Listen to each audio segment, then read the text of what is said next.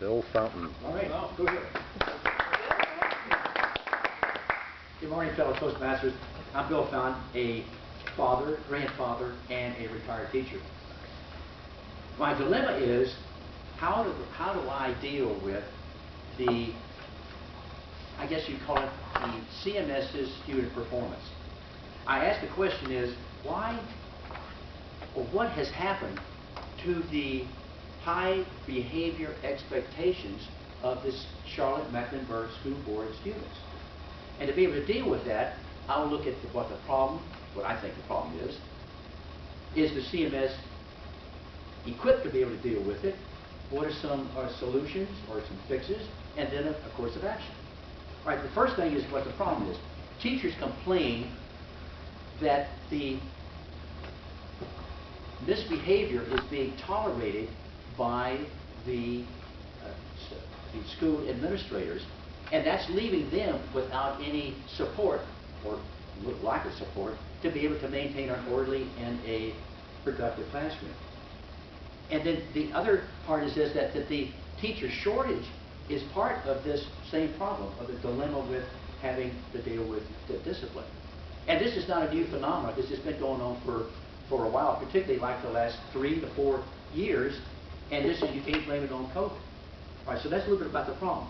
Now, what is CMS experienced or have they equipped to be able to deal with this? I see that CMS's administration has many highly paid doctors of education, that's PhDs, and counselors that you would expect that would be able to support teachers in being able to manage the classrooms. That kind of makes sense. And not only that, but CMS has a code of student conduct, which when I look at it, it appears to be adequate because it defines what the expectations of the students are and what the consequences of their actions. But it looks like the CMS administrators are hollowing that out. So what are some possible fixes? UNCC teaches future teachers to use restorative discipline, which essentially that's focusing on repairing the harm to the victim by trying to build a relationship between the offender and the victim. And they're using words to express their feelings, or using get-togethers to resolve conflicts, or they're using conferences to be able to repair, let's say, some of the relationships. Well, some of the proponents for this are saying that, well, maybe the child is not accountable for their actions, for his or her actions. And that could be based on the family relationship, or what's going on in the family, or the economic level.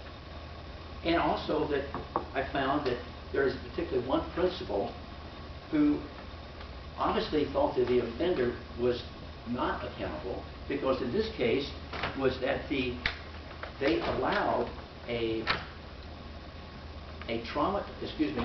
sexual predator to sit near their traumatized victim. Now, how do I know that? Because I was at the school board meeting when the mother complained about this. The moment that you excuse, I guess, violations of the code, then you've essentially lost hope in having an environment for education, for educating children. And not only that, but it places other children at risk, either psychologically, physically, or academically. And that is not a winning type of a thing.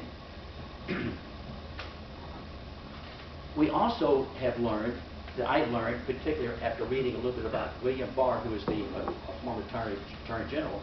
He studied discipline or justice in 2 ways. He had the restorative and the punitive. And based on the data that he gathered, was that the crime rates went up when people were following the restorative discipline model. And he also found that like what was in the school, is that there's only a few people who were causing the problems or creating the crime. So what he did was institute, a weed and feed program. And essentially what that does is that you lock up the criminals and you try to enforce or try to ensure good behavior with everyone else. And in fact, in the case, if you look at this data, the crime went down. Now, CMS's Code of Student Conduct follows that punitive discipline model.